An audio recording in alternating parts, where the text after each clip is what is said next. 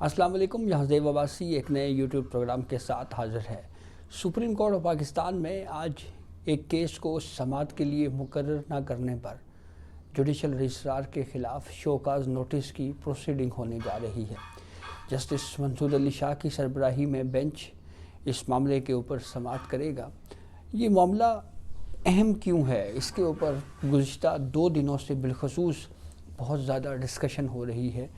اس کے اوپر بات کریں گے۔ آج ایک مرتبہ پھر اس بینچ میں تبدیلی دیکھنے کو ملی ہے، اور وہ تبدیلی کیا ہے؟ آج تبدیلی یہ ہے کہ جو گزشتہ روز جب کیس سماعت کے لیے مقرر نہ ہوا اور بغیر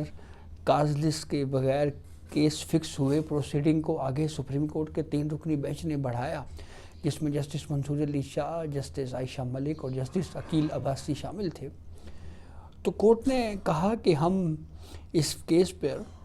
21 جنوری کو دوبارہ سماعت کریں گے، لیکن گزشتہ رات ڈیولپمنٹ یہ ہوئی کہ وہ جو 3 رکنی بینچ تھا وہ 3 رکنی بینچ بھی نہ رہا، وہ 2 رکنی بینچ ہو گیا۔ اب جسٹس منصور علی شاہ اور جسٹس عقیل عباسی پر مشتمل 2 رکنی بینچ اس کیس کے اوپر سماعت کرے گا۔ اس معاملے کے اوپر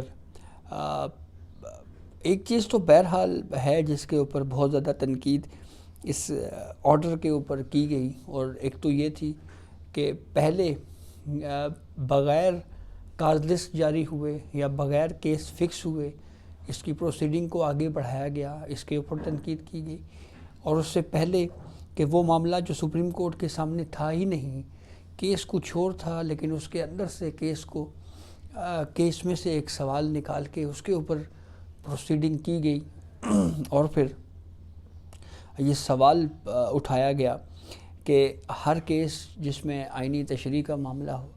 وہ آئینی بینچ ہی کیوں سنے گا، ریگولر بینچ کیوں نہیں سنے گا۔ یہ دراصل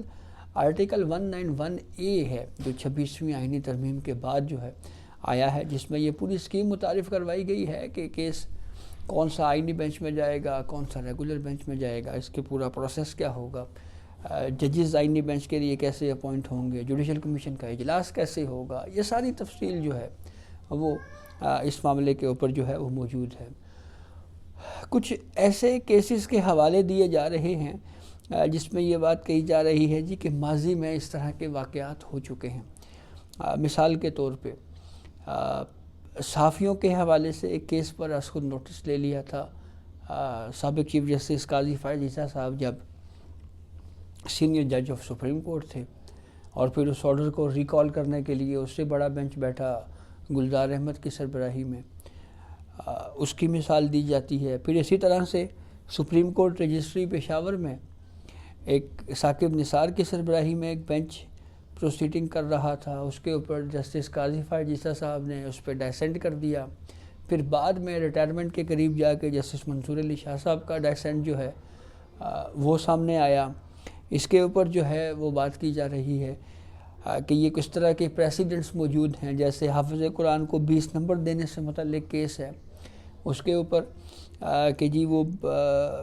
ایک رجسٹرار آفس کی جانب سے ایک نوٹیفیکیشن جاری کر دیا گیا تھا، اس کے ذریعے سے ایک فیصلے کو غیر مؤثر کرنے کی کوشش کی۔ پھر اعجاز الاحسن کی سربراہی میں بڑا بینچ آ گیا، اس نے اس کیس کو ریکال کر دیا۔ تو اس طرح کے کیسز کی مثالیں دی جا رہی ہے، لیکن یہ ساری جورسپروڈنس جو ہے یہ 26ویں آئینی ترمیم سے پہلے اور بالخصوص پریکٹس اینڈ پروسیجر قانون سے پہلے تھی۔ مثال کے طور پہ اگر کوئی ایک بینچ فیصلہ کرتا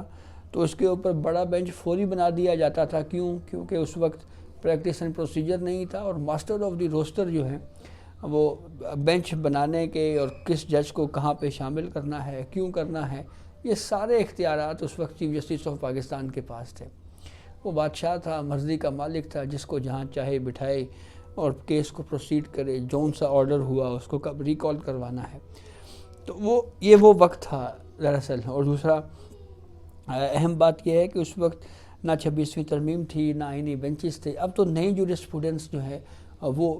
آنی ہیں، اور نیا جو ہے وہ نئی عدالتی مثالیں، عدالتی فیصلوں کے ذریعے جو ہیں وہ بنیں گی۔ اس معاملے پہ یہ بھی تنقید ہوئی اس کیس کو لے کر کہ جوڈیشل رجسٹرار جو ہے وہ تو کچھ نہیں ہوگا، اس نے بتایا کہ یہ کمیٹی اجلاس میں یہ فیصلہ ہوا ہے کہ یہ 27 جنوری کو اس کیس کو جو ہے وہ سماعت کے لیے مقرر کیا جائے، تو اس لیے وہ ہو گیا۔ تو اب اس پہ جوڈیشل رجسٹرار بیچارے کو شوکاز نوٹس جاری کرنا جو ہے یہ بھی تھوڑی بات عجیب سی معلوم ہو رہی ہے۔ دوسری اہم بات یہ ہے کہ اگر یہ کہنا کہ اب یہ کیس 27 جنوری کو آئینی بینچ کے سامنے سماعت کے لیے مقرر ہوا ہے، تو پھر اس کا مطلب یہ ہوا کہ جو جسٹس منصور علی شاہ صاحب کہہ رہے ہیں کہ میں بھی کمیٹی کا حصہ ہوں، مجھے نہیں پتہ، تو اس حد تک تو میرے خیال میں جسٹس منصور علی شاہ صاحب بھی ٹھیک ہیں، کیونکہ اس سے یہ فیلنگ آ رہی ہے کیونکہ آئینی بینچ میں کون سا کیس کب فکس ہونا ہے یہ تو ججز آئینی کمیٹی نے طے کرنا ہے، اور ججز آئینی کمیٹی میں جسٹس منصور علی شاہ صاحب نہیں ہیں، اس میں جسٹس جمال ہیں، ہیڈ اس کے جسٹس امین الدین خان ہیں جو آئینی بینچ کے سربراہ ہیں، پھر جسٹس جمال خان بندوخیل ہیں اور جسٹس محمد علی مظہر ہیں۔ تو اب یہ 3 رکنی کمیٹی نے جو ہے وہ اس کو فکس کر دیا ہوگا، لیکن بات پھر وہی ہے کہ اس معاملے پہ اگر یہ اس طرح کی میٹنگز کے منٹس اگر جاری ہو جاتے، جیسے سابق چیف جسٹس قاضی فائز عیسیٰ صاحب کے دور میں تھا، باقاعدہ جو ہے وہ منٹس جاری ہوتے تھے، اس میں پوری ڈیٹیل ہوتی تھی، تو وہ ایک طرح سے جو شفافیت ہے وہ برقرار رہتی تھی، اس کے اوپر کہیں کوئی سوال جو ہے وہ نہیں اٹھا سکتا تھا، وہ ساری تفصیل آ جاتی تھی جو پبلک کو پتہ ہوتا تھا کہ کیا ہو رہا ہے۔ تو یہ ایک میرے خیال میں اقدام کرنے کی ضرورت ہے، لیکن دوسری طرف آج کے بینچ میں جیسا میں نے آپ کو آغاز میں بتایا کہ جسٹس منصور علی شاہ صاحب کی سربراہی میں پہلے 3 رکنی بینچ تھا،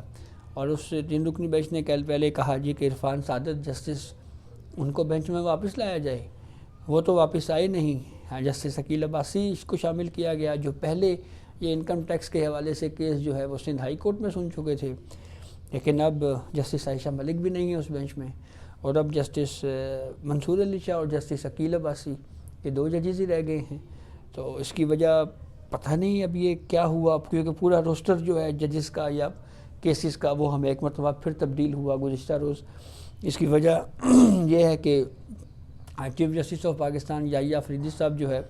ان کے سارے کیسز جمعے تک کے لیے ڈیلیس کر دیے گئے ہیں، اور وہ بینچ 1 میں اب نہیں بیٹھیں گے، اور کہا یہ جا رہا ہے کہ وہ اسلام آباد میں ہی ہیں، لیکن چھٹیوں پہ ہیں جمعے تک۔ وہیں پہ دوسری جانب بینچ 1 اب جو ہے وہ جسٹس منصور علی شاہ کے حوالے ہو گیا ہے، اور اب جسٹس منصور علی شاہ صاحب ان کیسز کے اوپر سماعت کریں گے، تو دیکھیں آج کی کورٹ پروسیڈنگ میں جو ہے وہ کیا